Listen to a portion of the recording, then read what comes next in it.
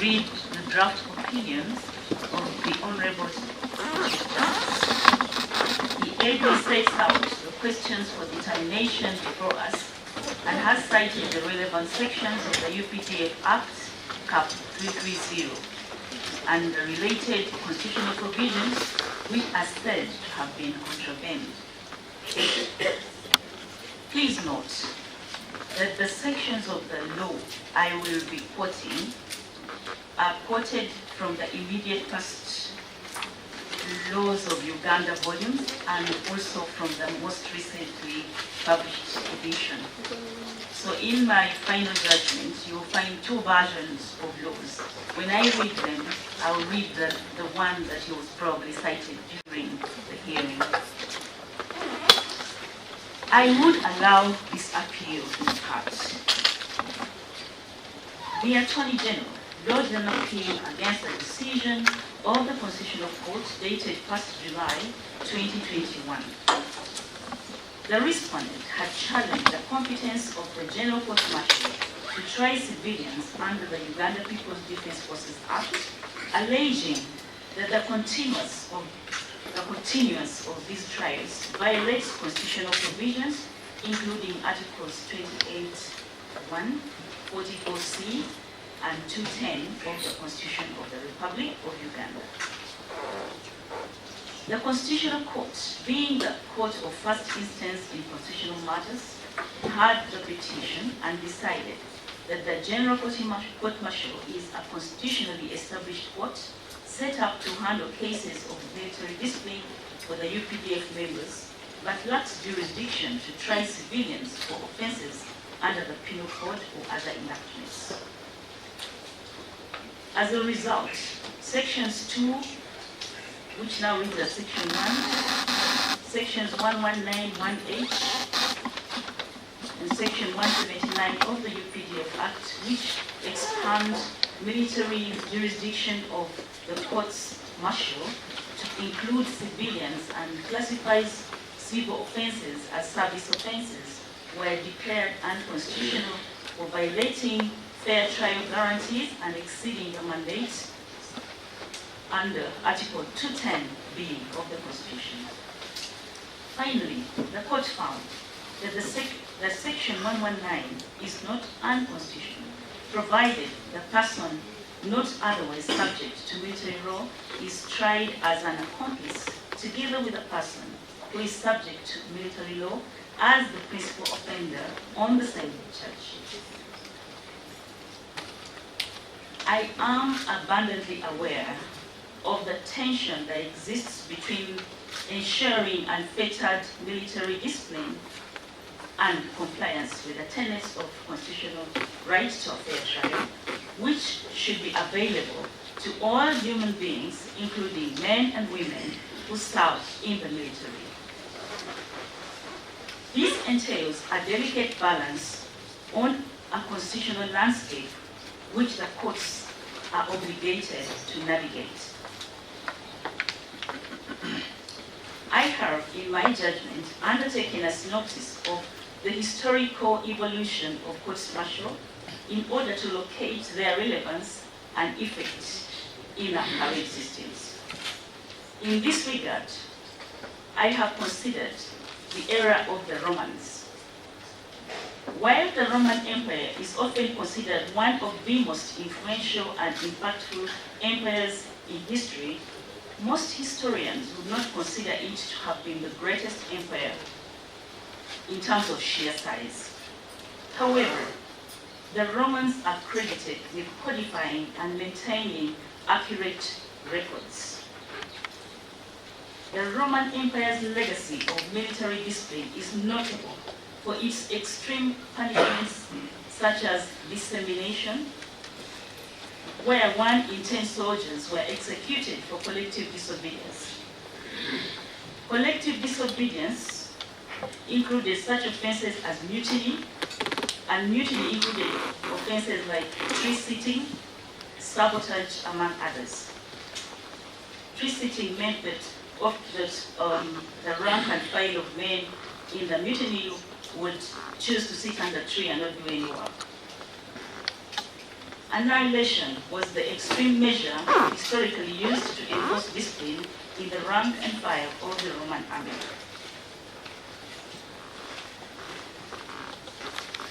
In the later years, the Normans emerged following the Romans.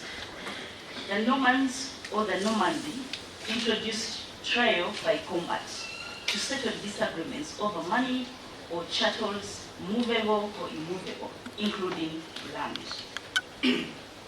Participants engaged in physical combat until one was killed or too wounded to continue.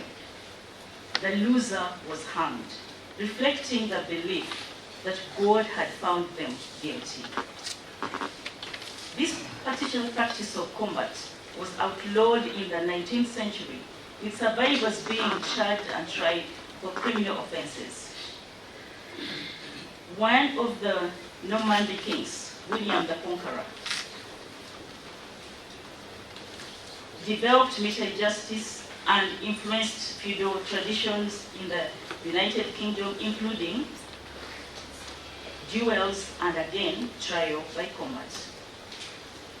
The duel significantly influenced modern culture. The duel was just like the combat, a situation where two persons who had a conflict fought it out physically.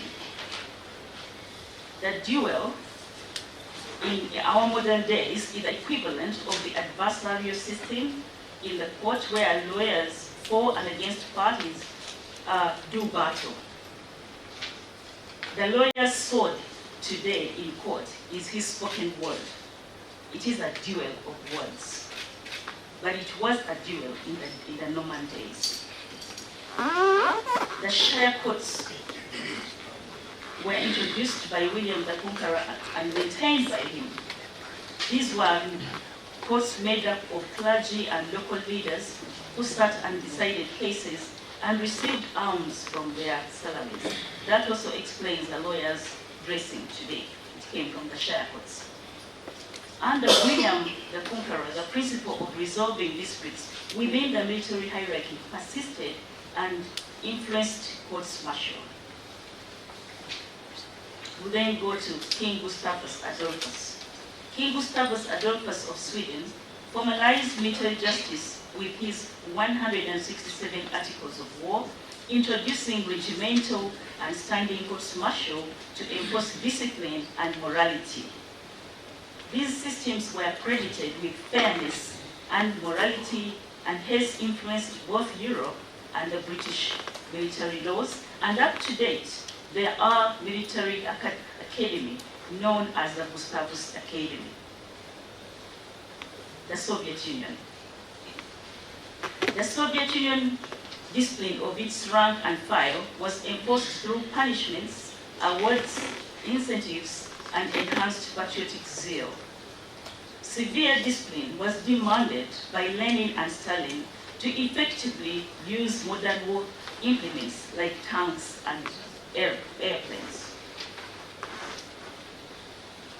The punishments in the Soviet Union included drinking restrictions, surveillance, counter-surveillance, and even physical searches.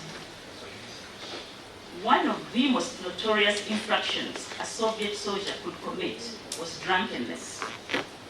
The persistent inspection and searches of the soldier military personnel frequently made it difficult to smuggle alcohol into their garrisons and posts.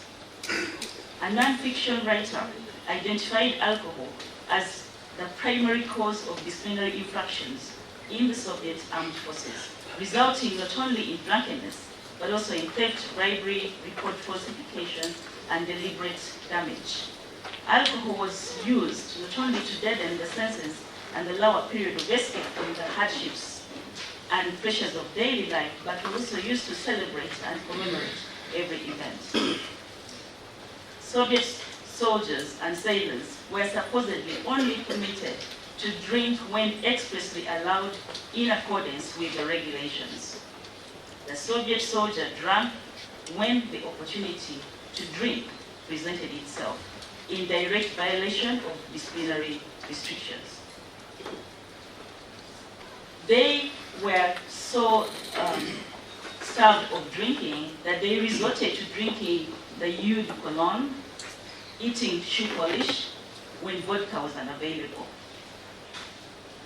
This infraction, though minor, could lead to severe punishment, including imprisonment or banishment to Siberia. The British military system, originating from the medieval court of the chivalry, involved tribunals. The decline of the court of chivalry led to councils of war, which addressed offenses such as mutiny and desertion. They enacted the Mutiny Act of 1789, which established a legal framework for the courts-martial, ensuring discipline while introducing procedural safeguards. Key issues included the struggle for control over the military justice system and the development of military due processes. The American military justice system originated during the Revolutionary War, drawing heavily from the British military courts. Post-World War II dissatisfaction with the wartime military justice led many Western countries to adopt more judicial approaches and procedures in their military justice. The American military justice has often seen the intervention of the US Supreme Court in military matters. The question of the status of the offender are constantly under review. A status of the offender determination by the courts helps in restricting which offender is liable to appear and be tried before a court-martial. Often, the spouse or dependent of a serving officer and a civilian worker connected to the military either lose or have their day in court when found offending. The cases of Milligan or Callaghan, Kinsella, and Curry are but a few examples of judicial review of military justice. The determination of what amounts to peacetime and wartime offenses are interrogated by the civilian courts. Uganda's military justice system. Uganda's military justice system was influenced by the British military law, partly because we were colonized by that country. Fast forward, the 1975 Economic Crimes Tribunal established by the government of the day between 1971 and 79 was established to punish profiteers, hoarders, and others acting against the state's economic interests, with penalties including death by firing squad or imprisonment. During the period 1971-1979, military tribunals often tried civilians and soldiers alike with little regard for fairness or due process. The system was highly politicized, with military tribunals taking precedence over the civil courts. In its military institutional framework, Uganda borrows heavily from the British, the American, and indeed the Soviet or former Soviet states militaries. We have offices such as the judge advocate and the political commissar, which are vestiges of our non-aligned associations with those countries. I will now move to the matters at hand. Notably, the provisions in Section 119 are at odds with the constitutional guarantees under Chapter 4 and 8 of the Constitution of the Republic of Uganda. The current status of court-martial in Uganda is that all officers who sit on the General Court-Martial are serving army officers who are appointed by the High Command and are made under authority at all times. This means that the setup of the military courts does not follow a process that gives assurances that they will be independent and will deliver justice without fear or favor. By the very nature of their appointment, the structure and the reporting lines, courts-martial are firmly under the superior command and possible instruction of their bosses. Articles 21 and 28 of the Constitution, which provide for equality before the law and a fair trial, offers the following guarantees. The guarantee for equality. Equality means that all persons who appear before a tribunal or court of law are treated equally regardless of their race, their gender, age, or other factors. Presumption of innocence. That an accused is presumed innocent until proven guilty. Burden of proof. That the prosecution must prove its case beyond reasonable doubt. An independent and impartial tribunal. The trial must be conducted by an independent and impartial tribunal. Opportunity to present evidence. The accused is granted the opportunity to present evidence and to challenge the prosecution's evidence through cross-examination. Right to an interpreter. That the accused has a right to an interpreter if they cannot understand the language being used in court. Protection from self-incrimination. That the accused has protection from being forced to incriminate themselves. Right to a public hearing. That the trial shall be open to the public. Right to be represented by a lawyer. That the accused has a right to be represented by a lawyer of her choice at all stages of the trial.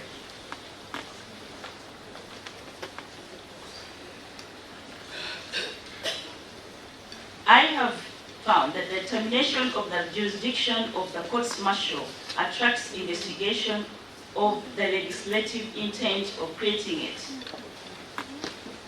And I ask the question, was it the intention of Parliament to vest the courts martial with jurisdiction to try only serving officers for committing a service offense, or was it their intention to extend military jurisdiction to civilians?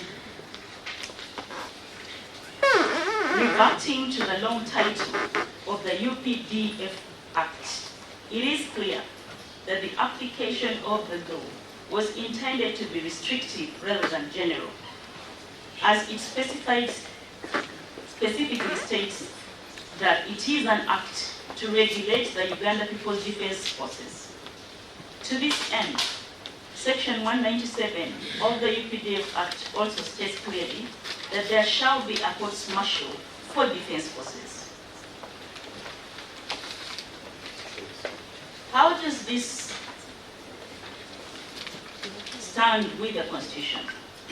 Article 44 of the Constitution provides 4 non-derogable rights. The safeguards given under Article 44 include protection from torture, cruel, inhuman, or degrading treatment or punishment. The second is a protection from slavery and servitude. The third is a right to a fair hearing. And finally, an entitlement to a writ of habeas corpus. Essentially, these 4 rights are established as non-derogable, meaning they cannot be taken away even in emergency situations.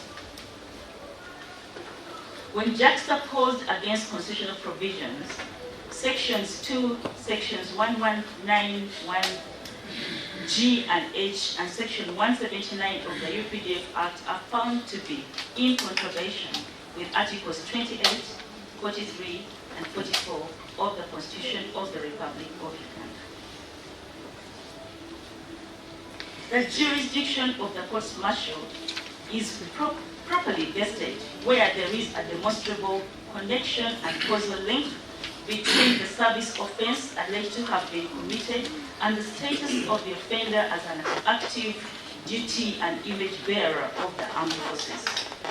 The status of the accused is pertinent in establishing the jurisdiction of military courts over civilians. It cannot be overstated that courts martial present a viable means of implementing military justice in a practical, efficient, and flexible manner. We would borrow from other jurisdictions which make a proposition that national defense mandates an armed force whose discipline and readiness are not unnecessarily undermined by the often deliberately cumbersome concepts of civilian jurisprudence. Yet the dictates of individual liberty clearly require a check on military authority in the conduct of courts martial. The provisions of the American Unified Code of Military Justice with respect to court-martial proceedings represent a congressional attempt to accommodate the interests of justice on the one hand, with the demands for an efficient and well-disciplined military on the other hand. Indeed, the true test to be directed toward comparing courts-martial with contemporary civilian forums is not that we have improved from an epoch that was said to be unjust, but rather that we are comparing favorably with the current constitutional mandate. So when I talk about the historical evolution of the military justice, the idea is not to say that since things got better, but rather to say where do we stand today.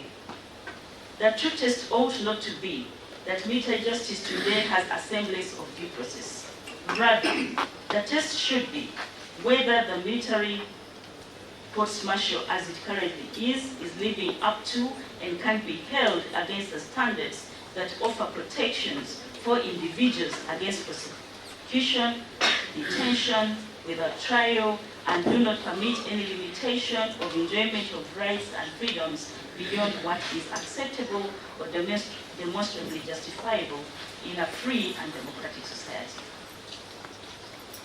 I find that it is constitutional to create and have general court-martials. Historically, the purpose of the general court-martial was to instill and maintain discipline in the rank and file of the armed forces. To the extent that it exists to display and bring justice to its own rank and file, who are in conflict with its laws, its processes, and its procedures, the existence of the courts-martial cannot be questioned. Let me conclude on this note. Courts-martial are specialized disciplinary tribunals with restrictive functions to handle disciplinary matters that are peculiar to and connected with the discipline and regulation of the armed forces. The Constituent Assembly, while debating the setup of the Army Courts back in 1992, envisaged military courts as special purpose vehicles to enforce discipline within the military and ensure that there was a battle-ready and disciplined force anytime they were needed. Leading up to the enactment of the 1995 Constitution, the CA did not support granting army jurisdiction over civilians. The Constituent Assembly laid emphasis on the necessity to guarantee a free and fair trial and other due process rights and critical need for the independence of the courts-martial, stressing that their role be limited to handling military-specific offenses against military personnel. The General Court-Martial, as currently set up under the UPDF Act, is fundamentally incompatible with the constitutional safeguards for a fair hearing and is unconstitutional, and therefore its exercise of judicial power is equally unconstitutional. To re-echo the words in Curry, the court-martial system structure, including the convening authority's power to prefer charges and select court-martial members and report back to superiors, is fundamentally at odds with the due process and constitutional in the civilian justice system and even unjustified in the military justice system. Having found as above, I hereby make the following declarations. Judicial power in Uganda is exercised by the courts of judicature, and such subordinate courts as Parliament may by law establish. The court-martial system established under Section 197 of the UPDF Act is therefore one such subordinate court.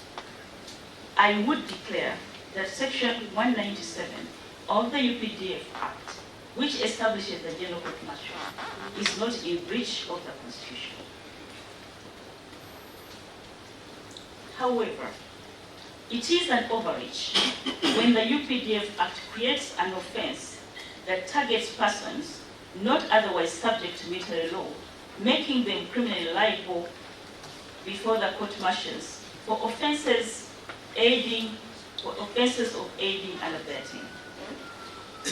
For creating such vulnerability, I would declare Section 117, which it is now, and Section 1171H, 1177 of the UPDA Act unconstitutional. I would set aside the decision of the Constitutional Court in this regard. I find Section 177 and Sections 1171G of the UPDA Act in its current form unconstitutional for enabling the surreptitious prosecution of civilians in military courts. For clarity, the above sections provide that every person found in unlawful possession of arms, ammunition, equipment ordinarily being the monopoly of the defense forces or to other classified stores as prescribed is liable to be prosecuted before a court-martial. I uphold the decision of the Constitutional Court to the effect that the General Court-Martial is a constitutionally established court set up to handle cases of military discipline for UPDF members, but lacks jurisdiction to try civilians for offenses under the Penal Code or other enactments. I would declare that the arrest, detention, prosecution before the court-martial of the cross-appellant respondent and civilians of equivalence under Section 1191G, read 1171G, is in breach of Articles 21, 28, and 44 of the Constitution of the Republic of Uganda. For reasons above, I would make the following orders.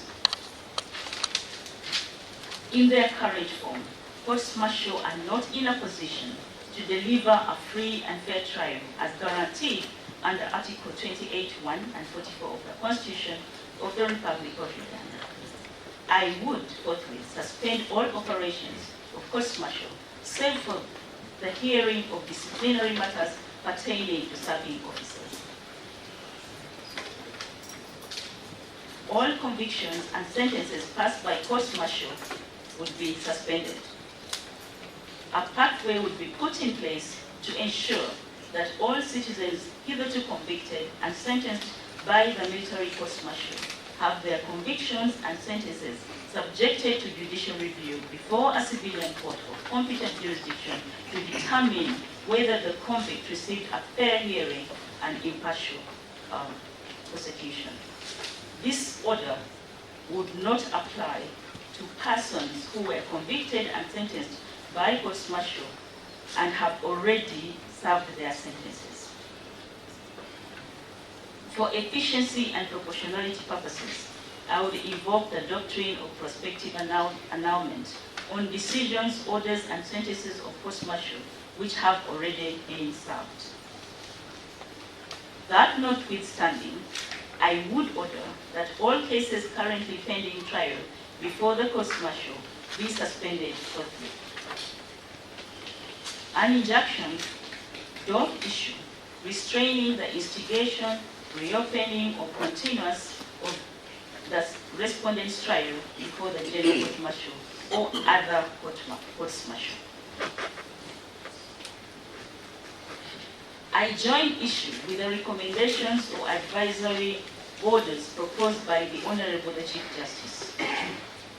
To these, I would humbly wish to propose a status of the offender determination in civilian courts. When the necessary legislative amendments have occurred, it should be imperative that prior to subjecting a civilian or person considered so by color of right before future court-martial, a status of offender determination be made to the High Court of Uganda. Such investigation should be subject to the highest scrutiny, akin to extradition proceedings or movement of jurisdiction. The courts would have to be satisfied by an explicit demonstration that the interests of justice cannot be served in the ordinary course of judicature. This standard would be applied to all matters in review. I further would propose to refer the proposals for amendments raised in 2nd Lieutenant of 1 Ambrose versus Uganda, Supreme Court Criminal Appeal number 48 of 2021. The Supreme Court found that the UPDF Act in its current form creates a separate judicial system which has no recourse for appeal or judicial review to superior courts. The court called for legal reform and amendment of the UPDF Act in order to enable the courts of judicature to exercise their mandate of judicial review over the courts martial. In this regard, an amendment of the Uganda People's Defence Forces is required to confer appellate jurisdiction to the apex courts for them to be able to lawfully entertain appeals from the courts martial. The other question of one raises is a requirement to delimit what a service offence is during peacetime. I propose that a soldier who commits a civilian offence when he is off post and away without pass leave or award should be arraigned before the civil courts, civil as opposed to military courts. The cross appeal succeeds, the main appeal succeeds in part. I make no order as to costs.